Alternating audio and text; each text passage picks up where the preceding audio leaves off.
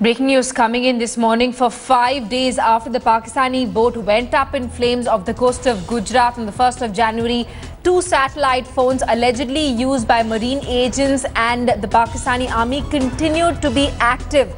The NTRO, which is the technical wing of the Indian spy agency RAW, is seeking help in tracking down individuals who were using these phones in Pakistan, Thailand and the UAE.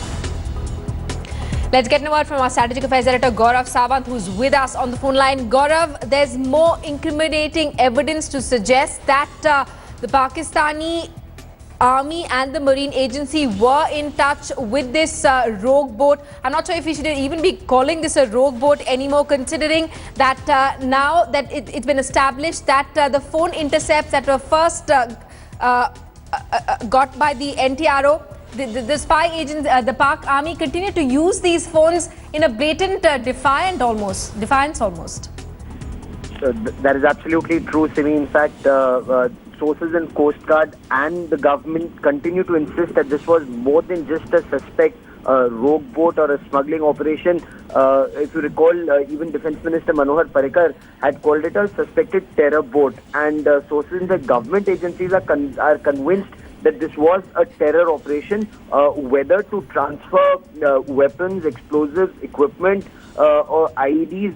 That is where clarity is lacking. But the Navy and the Coast Guard are, they quietly celebrated bringing down this boat or the boat going down on its own because they said a terror operation had been foiled. That's point one. Point two is not just NTRO, but another government agency was tracking these numbers, and especially in Thailand, which you and I discussed, is fast emerging as an ISI base, as an ISI safe house post 26/11, because then the terror plots cannot directly be traced back to Pakistan.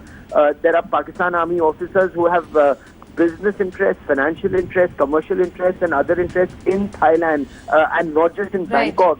So that is where these operations are happening. That is where numbers were being tracked extensively. Now it emerges that there was also a number in UAE that was being tracked, along with a direct contact with the Pakistan Maritime Agency vessel. So this just goes on to indicate that the Pakistani state was apparently in the loop on this operation. There was also a boat which had travelled from the southern seas, from towards the Indian Ocean to this boat, and apparently there was some kind of a contact. But before that boat could be intercepted, it had crossed that notional maritime boundary and gone into the Pakistani waters, Simi. Absolutely. More details coming to light. Shocking, really. Another link to the UAE also established. Gaurav, thanks so much for that update. We're going to keep coming back to you for more.